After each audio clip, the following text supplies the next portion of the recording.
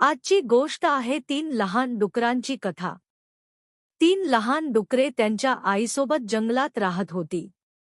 काही काळानंतर जेव्हा ते मोठे झाले, तेव्हा त्यांच्या आईने त्यांना बोलावले आणि म्हणाली, माझ्या प्रिय मुलांनो, तुम्ही तिघेही आता स्वतःची काळजी घेऊ शकता आणि स्वतःचे जीवन जगू शकता। म्हणूनच आता माझी इच्छा आहे की तुम्ही तिघांनीही या जंगलातून बाहेर जावे, जग फिरावे आणि आपापल्या परीने जीवन जगावे। आईचे म्हणणे ऐकून ती तिन्ही डुकरे घरातून बाहेर पडली आणि शहराकडे जाऊ लागली। काही अंतर चालल्यावर ते दुसऱ्या जंगलात पोहोचले।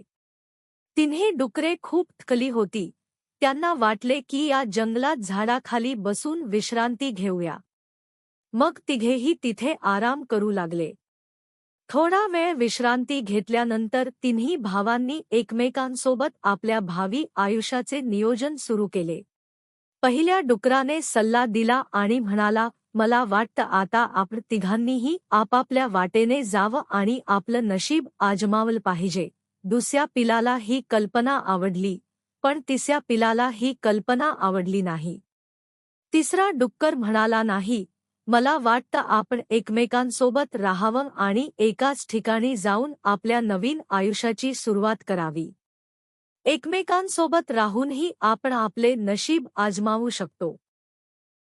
त्याचे बोलणे ऐकून पहिले आणि दुसरे डुक्कर म्हणाले, ते कसे? तिसऱ्या पिल्लाने उत्तर दिले, आपण तिघेही एकाच ठिकाणी आसपास राहिलो तर आपण एकमेकांना कोणत्याही संकटात सहज मदत करू शकतो। दोन्ही डुकरांना ही गोष्ट आवडली। दोघांनीही त्याचा सल्ला मानून त्याच ठिकाणी जवळच घरे बांधण्यास सुरुवात केली। प्रथम डुकराच्या मनात विचार आला की त्याने एक पेंढ्याचे घर बनवावे, जे लवकर बांधले जाईल आणि ते बांधण्यासाठी कमी मेहनत घ्यावी लागेल। त्याने थोड्याच वेळात आपले पेंढ्याचे घर बनवले आणि आराम करायला सुरुवात केली। तर दुसऱ्या डुकराने झाडाच्या वाळलेल्या फांद्या घेऊन घर बांधायचे ठरवले। त्याला वाटले की माझे डहाळीचे घर पेंढ्याच्या घरापेक्षा जास्त मजबूत असेल।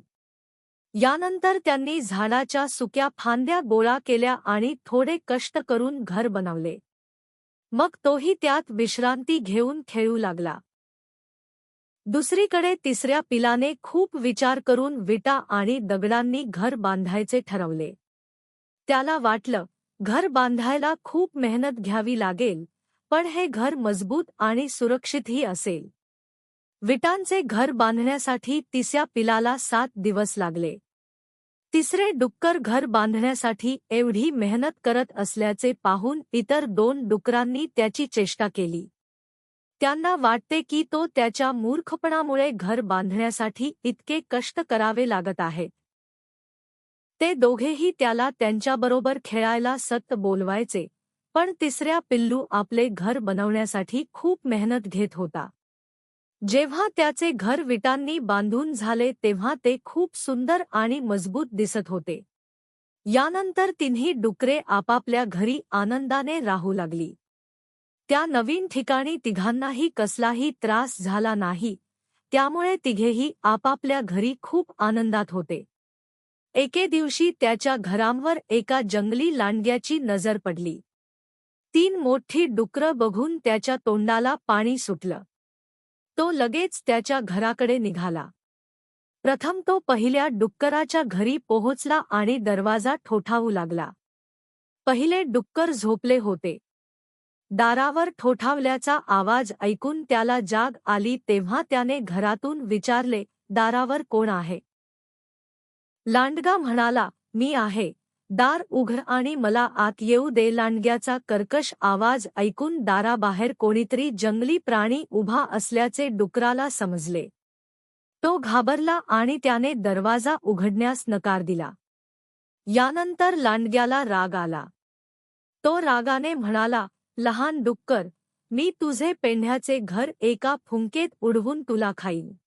त्याने जोरदार फुंक मारली आणि पेंढ्याचे घर उडून गेले। बिचारा पहिला डुक्कर कसा तरी जीव मुठीत घेऊन तिथून निसटला आणि दुसऱ्या डुकराच्या घरी पोहोचला। दुसऱ्या पिलाने दार उघडताच त्याने पटकन आत जाऊन दरवाजा बंद केला। पहिल्या डुकराला इतके घाबरलेले पाहून दुसऱ्याला आश्चर्य वाटले. दरम्यान लांडगाही त्यांच्या घरी पोहोचला आणि दार ठोठावू लागला. लांडगा पुन्हा म्हणाला, "दार उघड, मला आत येऊ दे." आवाज ऐकून पहिल्या डुक्कराने ओळखले की बाहेर तोच लांडगा आहे. तो म्हणाला, "भाऊ, दार उघडू नकोस. हा एक जंगली क्रूर लांडगा आहे, जो आम्हा दोघांना खाईल." दुसऱ्या पिलाने दार उघडले नाही तेव्हा लांडगा पुन्हा रागाने लाल झाला. तो ओरडला, "लहान डुकरांनो, तुम्हाला काय वाटतं, जर तुम्ही दार उघडलं नाही तर तुम्ही दोघेही वाचाल का? डहाळ्यांनी बनवलेले हे घर मी एका झटक्यात तोडू शकतो." असे म्हणताच लांडग्याने डहाळ्यांनी बनवलेले दुसऱ्या डुकराचे घर एका फटक्यात फोडले. आता दोन्ही डुकरे तिथून वेगाने पळत आले आणि तिसऱ्या डुकराच्या घरी पोहोचले आणि त्याला सर्व प्रकार सांगितला. हे सर्व ऐकून तिसरा डुक्कर म्हणाला, "तुम्ही दोघे घाबरू नका. माझे घर खूप मजबूत आहे. तो जंगली लांडगा तोडू शकत नाही." पण दोन्ही डुकरांना लांडग्याची खूप भीती वाटत होती, म्हणून ते घराच्या एका कोपऱ्यात लपले. दरम्यान लांडगा तेथे आला. तो तिसऱ्या डुकराच्या घराचा दरवाजा ठोठावू लागला. तो म्हणाला, "लवकर दार उघड आणि मला घरात येऊ दे." म्हणूनच तिसरा डुक्कर घाबरता म्हणाला, "नाही, आम्ही दार उघडणार नाही." हे ऐकून लांडगा ओरडला, "मी तुम्हा तिघांनाही मारून खाईन. मी हे घरही तोडू शकतो." लांडग्याने तिसऱ्या रानडुकराचे विटांचे घर फोडण्याचा प्रयत्न सुरू केला. प्रथम त्याने फुंक मारली, पण त्याने विटांचे घर उडाले नाही. यानंतर त्याने पंजाने घर फोडण्याचा प्रयत्न केला, मात्र त्यातही तो अपयशी ठरला. जंगली लांडग्याने खूप प्रयत्न करूनही तिसऱ्या डुकराचे विटांचे घर तोडू शकला नाही, तरीही लांडग्याने हार मानली नाही. घराच्या चिमणीतून घरात प्रवेश करायचा असे त्याने ठरवले. आधी तो घराच्या गच्चीवर चढला आणि नंतर चिमणीतून घरात प्रवेश करू लागला. चिमणीच्या आतून येणारे आवाज ऐकून पहिला आणि दुसरा डुकर आणखी घाबरून रडू लागले. तेव्हा लगेचच तिसऱ्या डुकराला कल्पना सुचली. त्याने चिमणीच्या खाली आग लावली आणि एका भांड्यात पाणी भरले आणि ते उकळण्यासाठी ठेवले. लांडग्याने चिमणी खाली उडी मारताच तो थेट उकळत्या पाण्यात पडला आणि त्याचा मृत्यू झाला. अशा प्रकारे तिसऱ्या डुकराच्या शहाणपणाने आणि निर्भयतेने तिन्ही डुकरांचे प्राण वाचले. त्यानंतर पहिल्या आणि दुसऱ्या डुकराला त्यांची चूक लक्षात आली. ते म्हणाले, "आम्हाला माफ कर भाऊ. आम्ही तुझी चेष्टा करायला नको होती. तू अगदी बरोबर होतास. तुझ्यामुळे आज आम्ही जिवंत आहोत." तिसऱ्या डुक्कराने दोघांनाही माफ केले आणि स्वतःच्या घरात राहण्यास सांगितले. यानंतर तिन्ही डुक्कर विटांनी बनवलेल्या एका मजबूत घरात आनंदाने एकत्र राहत होते. नैतिक शिकवण.